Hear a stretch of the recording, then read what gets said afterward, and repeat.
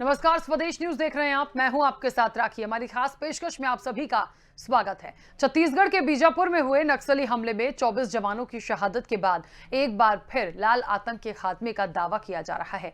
केंद्रीय मंत्री अमित शाह ने खुद रायपुर में सीएम भूपेश बघेल और अर्धसैनिक बलों, पुलिस अफसरों के साथ बैठक कर रणनीति तय की है। उन्होंने कहा कि ये लड़ाई रुकने वाली नहीं है और तेजी से बढ़ेगी। सीएम भूपेश बघेल ने भी ऐसा ही दावा किया है, लेकिन सवाल उठ रहे हैं कि क्या इन दावों से सचमुच नक्सल समस्या खत्म हो जाएगी। ये सवाल इसलिए भी है कि 2018 के विधानसभा चुनाव में कांग्रेस पार्टी ने जो जन घोषणा पत्र जारी किया था, उसे 2013 में झीरम घाटी में माओवादी हमले में मारे गए कांग्रेस नेताओं को समर्पित किया गया था और दावा किया गया था कि छत्तीसगढ़ नक्सल मुक्त होगा, गोली से हो या बोली से, यानी कि नक्सल बातचीत से हथियार छोड़ेंगे या मरेंगे। लोगों ने कांग्रेस के वादे पर भरोसा भी किया। बंपर वोट से सरकार बनी। 17 दिसंबर की जिस शाम सीएम भूपेश बघेल ने शपथ ली, उसी रात झीरम घाटी कांड की एसआईटी जांच के आदेश हुए, लेकिन ये घोषणा पत्र और सरकार के फैसले अदालतों में उलझे हुए हैं।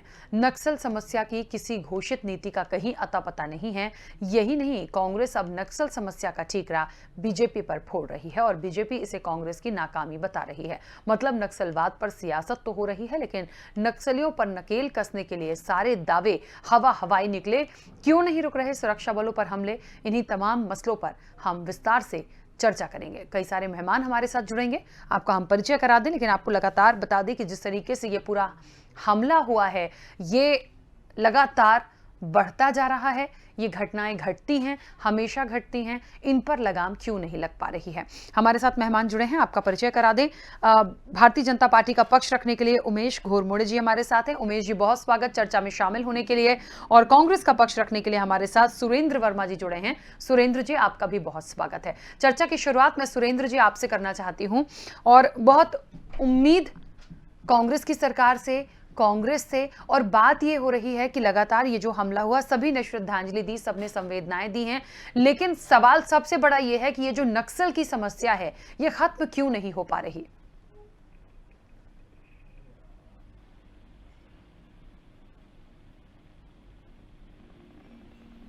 सुरेंद्र जी, मेरी आवाज आप तक पहुंच रही है?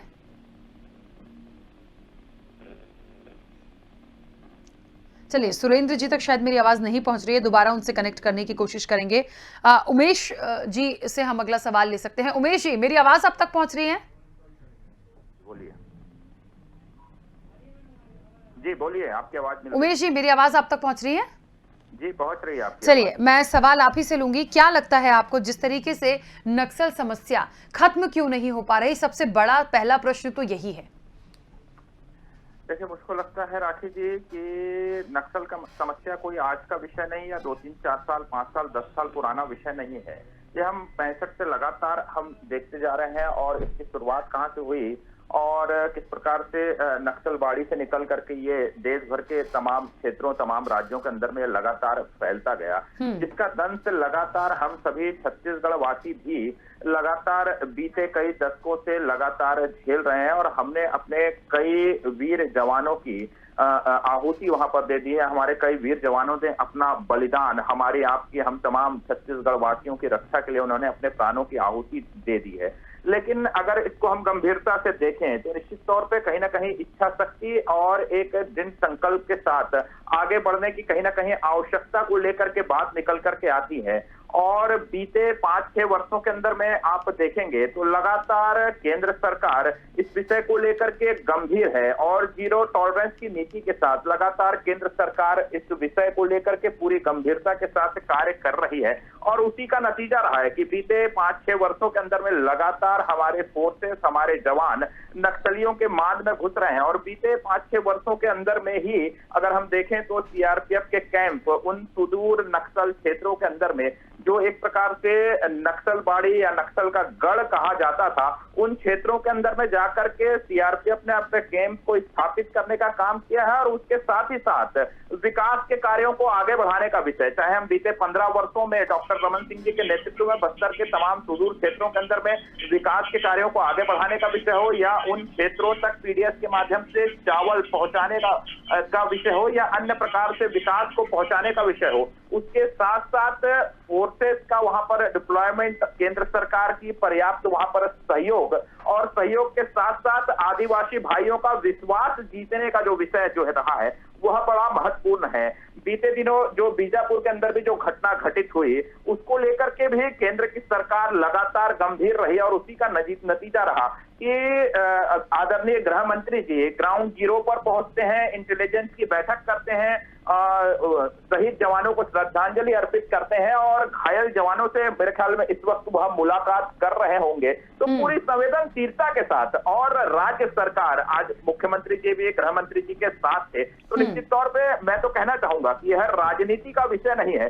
जब तक राज्य की सरकार और केंद्र की सरकार एक सामंजस्य के साथ, चाहे विकास का मसला हो, फोर्सेस के डिप्लॉयमेंट का विषय हो या फिर अन्य विषय हो, तमाम विषयों पर एक मत होकर के, एकजुट होकर के एक रणनीतिक तौर पर इस नक्सलवाद को खात्मे के दिशा में दोनों सरकारें एक साथ जब तक अग्रसर नहीं होंगी, मुझको लगता है कि इस प्रकार की चर्चाएं आने वाले समय में भी होती रहेगी। लेकिन एक महत्वपूर्ण बात, जिस प्रकार से आज आदरणीय गृह मंत्री जी ने अपने वक्तव्य में कहा कि यह लड़ाई यहाँ से और तेज होगी और जो हमारे वीर जवानों की शहादत हुई है वह व्यर्थ नहीं जाएगी और इस लड़ाई को और तीव्र गति से आगे बढ़ाते हुए अपने अंतिम अंजाम तक पहुंचाने का काम तमाम फोर्सेस, केंद्र की सरकार, राज्य की सरकार मिलजुल करके इस विषय को लेकर के गंभीरता के साथ काम करेगी। तो मुझको लगता है कि आज एक बहुत सकारात्मक दिशा में और एक कड़ा निर्णय के साथ निश्चित तौर पे बैठक में और महत्वपूर्ण निर्णय हुए होंगे जो पब्लिक डोमेन में नहीं आएंगे, लेकिन आने वाले समय के अंदर में जिस प्रकार से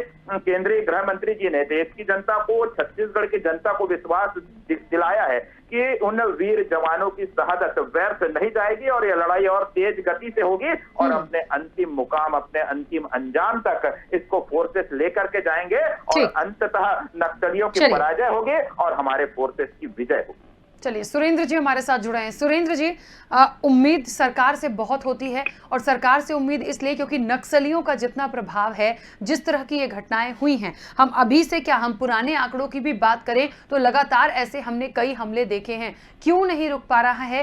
क्या सरकार उनसे बात नहीं कर सकती? यदि कभी बात की है तो उसका क्या निराकरण निकला? क्या कोई निराकरण निकला है? क्योंकि देखिए 2018 के विधानसभा चुनाव की भी हम बात करें तो जन घोषणा पत्र में तमाम बातें रखी गई थी। हालांकि जैसे ही भूपेश बघेल की शपथ हुई, एसआईटी जांच के आदेश हुए, तमाम बातें हैं, लेकिन उसका सार क्या निकल रहा है? आज भी हमले हो रहे हैं, आज भी हमारे जवान मारे जा रहे हैं। जी, सबसे पहले तो शहादत को मेरा नमन, सर्वोच्च बलिदान जिन हमारे सुरक्षा बल के जवानों ने दिया है, आपके लोकप्रिय चैनल के माध्यम से उन परिजनों को मेरा सलाम। और निश्चित रूप से जहां तक बात नक्सल घटना की है, लोकतंत्र में राकेश जी हिंसा के लिए कोई स्थान नहीं है। हमारे घोषणा पत्र में निश्चित रूप से नक्सलवाद मिटाने का, नक्सलवाद खात्मे का हमने वादा किया था और आज देश के समक्ष राकेश जी आंतरिक सुरक्षा को लेकर नक्सलवाद से बड़ा खतरा कुछ भी नहीं है और छत्तीसगढ़ में जो हालात है निश्चित रूप से चिंताजनक है और केंद्र की सरकार और राज्य की सरकार दोनों ने आज यह स्पष्ट संकेत दिया है। जिस प्रकार से वरिष्ठ सुरक्षा सलाहकार विजय कुमार जी, केंद्रीय गृह सचिव जी AK भल्ला, डीजी जो है छत्तीसगढ़ के DM अवस्थी, नक्सल ऑपरेशन के हेड जो है अशोक जुनेजा जी और CRPF के डायरेक्टर कुलदीप जी, और महत्वपूर्ण बात जो हमेशा इंटेलिजेंस रिपोर्ट को लेकर बात की जाती है, चर्चा की जाती है, तो आज जो डायरेक्टर हैं इंटेलिजेंस ब्यूरो के अरविंद कुमार, वो भी आज माननीय गृह मंत्री जी अमित शाह जी के साथ में, मुख्यमंत्री जी के साथ में मीटिंग में, उच्च स्तरीय मीटिंग जो है जगदलपुर में ग्राउंड जीरो के नजदीक जो है आयोजित की गई। ये स्पष्ट करता है कि सरकार कितनी गंभीर है और कितनी संवेदनशील है। निश्चित रूप से बस्तर में जो मॉडल है नक्सल खात्मे का, छत्तीसगढ़ सरकार का बहुत स्पष्ट रूप से पहले भी कहा गया है कि विकास, विश्वास और सुरक्षा, सामाजिक, आर्थिक और राजनीतिक तीनों मुद्दों पर, और यही कारण है कि नक्सलवादी जो है वो बैकफुट पर हैं, लगातार उनको नुकसान हो रहा है। मैं पिछले 6 महीनों की आंकड़े की बात करूं तो केवल दंतेवाड़ा जिला में 77 इनामी नक्सलियों के साथ साथ 310 से ज्यादा नक्सलियों ने आत्मसमर्पण किया, कई ने हथियार के साथ समर्पण किया। लगातार नक्सली जो है पीछे उनके पैर उखड़ रहे हैं छत्तीसगढ़ से और यही कारण है कि बौखलाहट में, देखिए यह तो जांच का विषय है और प्रमुख कारण जो है वो बाद में होंगे, लेकिन कहीं ना कहीं नक्सली जो है हताशा और निराशा की स्थिति में है और उनके पांव छत्तीसगढ़ से उखड़ रहे हैं।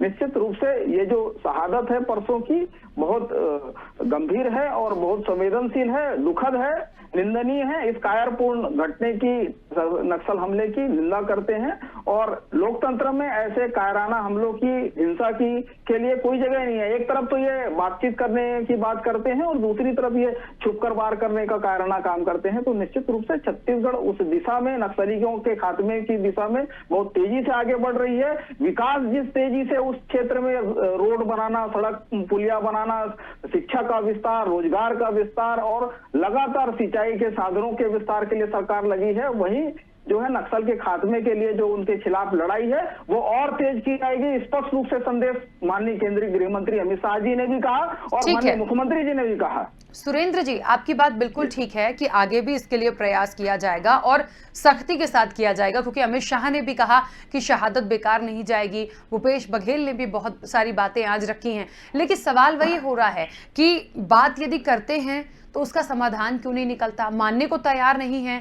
यदि जो क्षेत्र बहुत ज़्यादा प्रभावित हैं वहाँ नक्सल के, तो उनके लिए पहले से कोई ऐसी चीज़ें क्यों नहीं की जा रही हैं, या वहाँ पर इतनी गंभीरता से उसको क्यों नहीं लिया जा रहा। क्योंकि देखिए, मैं इसलिए बार बार ये बात बोल रही हूँ कि जिसकी सरकार होती है उससे बहुत उम्मीदें होती हैं, उनकी अपना एक देखिए अब अलग पावर होता है। और ऐसे में यदि नक्सली कौन है, क्या हमारा देश चला रहे हैं, क्या हमारा लोकतंत्र चला रहे हैं? आप ऐसे लोग हैं जो सिर्फ बेगुनाह लोगों की जान ले रहे हैं, आप उन लोगों की जान ले रहे हैं जो हमारे देश की सेवा के लिए हैं। क्यों? आपकी क्या मांगे पूरी नहीं होती हैं? आपका कौन मुखिया है? आप लोग क्या चाहते हैं? बात तो रखेंगे वो अपनी, उनकी बातों पे कितना सरकार अमल कर सकती है, बहुत महत्वपूर्ण पॉइंट्स हैं जिन पर बहुत बैठकर विस्तार से बात होनी चाहिए।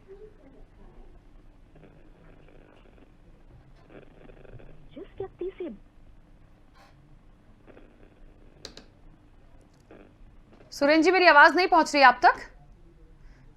चलिए, सुरेंद्र जी तक मेरा प्रश्न नहीं पहुंचा है, कुछ नेटवर्क इशू है, मेरी आवाज उन तक नहीं पहुंची। उमेश जी जुड़े हुए हैं। उमेश जी, क्या लगता है, सवाल मेरा सुरेंद्र जी से था लेकिन आपने सुना होगा, क्या लग रहा है आपको ये जो तमाम बातें हो रही हैं और बार बार सरकार यदि ये कह दे कि ठीक है हम करेंगे काम, हम बात करेंगे, ऐसी चीजें नहीं होंगी, हमने पहले भी किया। देखिए, पहले क्या किया, अब क्या कर रहे हैं। आप कह देंगे कि हम नक्सलियों को बाहर कर देंगे, हम नक्सलियों से बात कर देंगे, सब कुछ ठीक है। बावजूद इसके यदि लगातार घटनाएं हो रही हैं, बेकसूर जवान हमारे मारे जा रहे हैं, तो उनसे बैठ के बात तो करनी होगी। और जिसकी सरकार है उससे सबसे ज्यादा उम्मीदें होती हैं, बावजूद इसके धरातल पर कुछ नहीं हो रहा।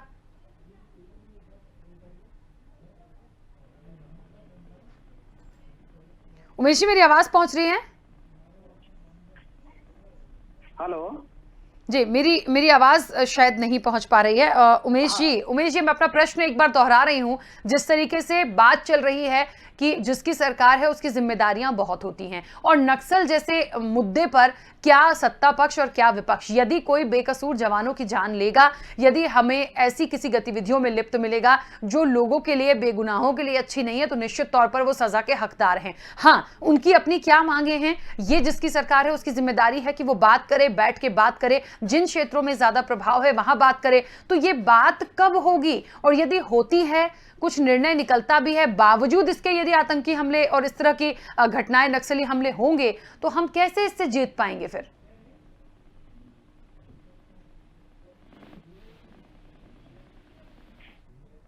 उमेश जी, मेरी आवाज पहुंच रही है आप तक?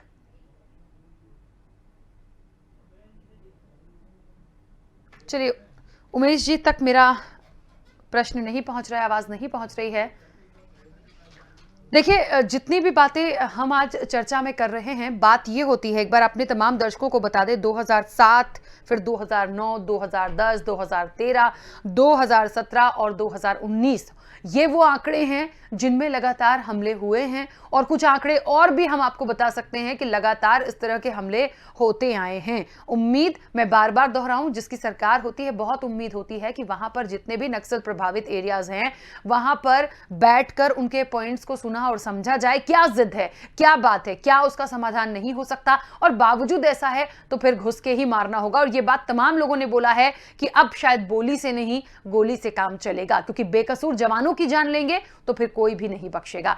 सुरेंद्र जी के पास आ रही हूँ। सुरेंद्र जी, जिस तरीके से मैंने कहा कि सरकार जिसकी होती है बहुत उम्मीदें उससे बंधी होती हैं, क्या लगता है सरकार बात करने का प्रयास करती है? और आपने कहा भी कि किया है, ऐसा नहीं है, तो क्या उसका हल नहीं निकलता? ऐसी कौन सी मुख्य मांगे हैं उन लोगों की जो हम समझना नहीं चाहते, या फिर वो बात करने में ही इंटरेस्टेड नहीं है, उनको नहीं करना, उन्हें सिर्फ यही करना है, तो फिर इसके लिए तो बोली नहीं सिर्फ गोली चलानी होगी?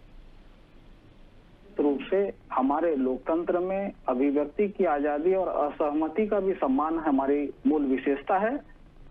किसी भी विचारधारा का, किसी भी व्यवहारिक पहलुओं का जो परेशानी है, जो दिक्कत है, बातचीत के लिए स्वागत है, लेकिन बोली और गोली एक साथ नहीं हो सकती। हिंसा का लोकतंत्र में, खासकर हमारे लोकतंत्र में हिंसा के लिए कोई जगह नहीं है।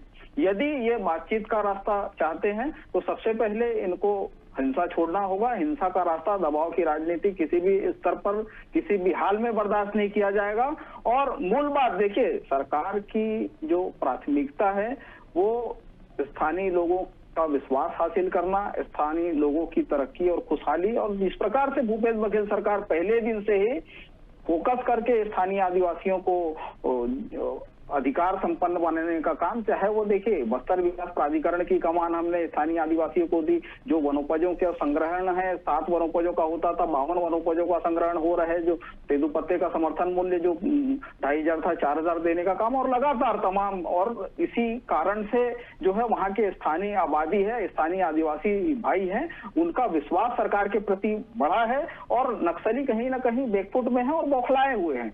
निश्चित रूप से आज हम देखें तो ये जो परसों की घटना है, ग्राउंड जीरो की हम बात करें तो ये घोर नक्सली एरिया है। पीपुल्स लिबरेशन आर्मी बटालियन के तथाकथित जो कमांडर है, हिड़मा कहा जाता है, उनका गांव है, तो वहां तक फोर्स जाके कैंप कर रही है। ये इस बात का प्रमाण है कि नक्सलियों के क्षेत्र में, उनके जो प्रभाव क्षेत्र है, जो सुदूर घोर उनके कब्जे में रहने वाला एरिया है, वहां तक फोर्स जाके कैंप कर रही है। और कहीं ना कहीं देखिए चूक तो हुई है, जो कारण है वो आगे जांच में पता चलेगा, लेकिन नक्सलियों के पैर छत्तीसगढ़ से उखड़ रहे हैं, इसमें कोई शक नहीं है। जो शहादत है उनका सम्मान है, लेकिन हमारे जो सुरक्षा बल में लगे जवान हैं उनके मनोबल में किसी प्रकार की कोई कमी नहीं है।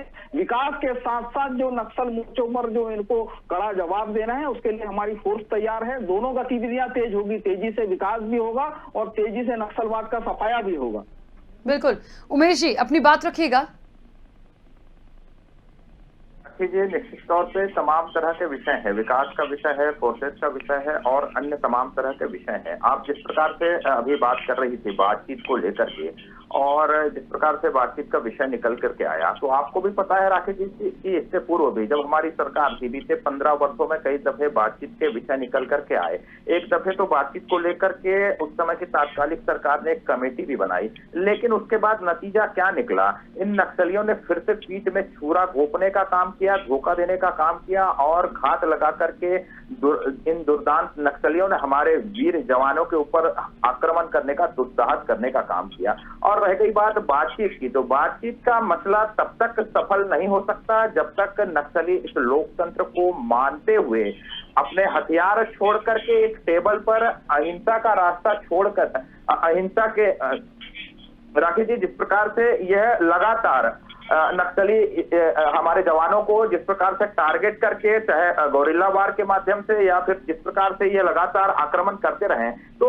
एक तरफ आप गोली चलाएंगे और दूसरी तरफ आप बातचीत का बात करेंगे, तो ये दोनों चीजें एक साथ नहीं हो सकती है। आप एक तरफ हथियार छोड़िए, उसके बाद कहीं बातचीत को लेकर के बात हो सकती है। लेकिन जिस प्रकार का रुख आज केंद्र सरकार ने दिखाया है, और जिस प्रकार से गृह मंत्री जी आज स्वयं ग्राउंड जीरो तक पहुंचते हैं और एक कड़ा संदेश उन दुर्दांत नक्सलियों को देते हैं, तो आने वाले समय के अंदर में निश्चित तौर पे नक्सलियों के हौसले भी पस्त होंगे और इसका एक सकारात्मक परिणाम। और जिस प्रकार से आज हमारे जवानों का हौसला बुलंद है, जिस प्रकार से आज के बैठक से भी बात निकल करके आई कि इस ऑपरेशन को और तेज करने की मांग हमारे जवानों की तरफ से, हमारे अधिकारियों की तरफ से निकल करके आई, तो इससे सीधे तौर पे समझा जा सकता है कि हमारे जवानों, हमारे फोर्स के अधिकारियों का मनोबल कितना ऊंचा उठा हुआ है। इससे यह स्पष्ट हो जाता है कि नक्सली कहीं ना कहीं बैकफुट पर है और जिस प्रकार से लगातार सीआरपीएफ और अन्य सेना के कैंप उनके मांड तक जाकर के लगाए जा रहे हैं, उससे कहीं ना कहीं वो बौखलाहट में है।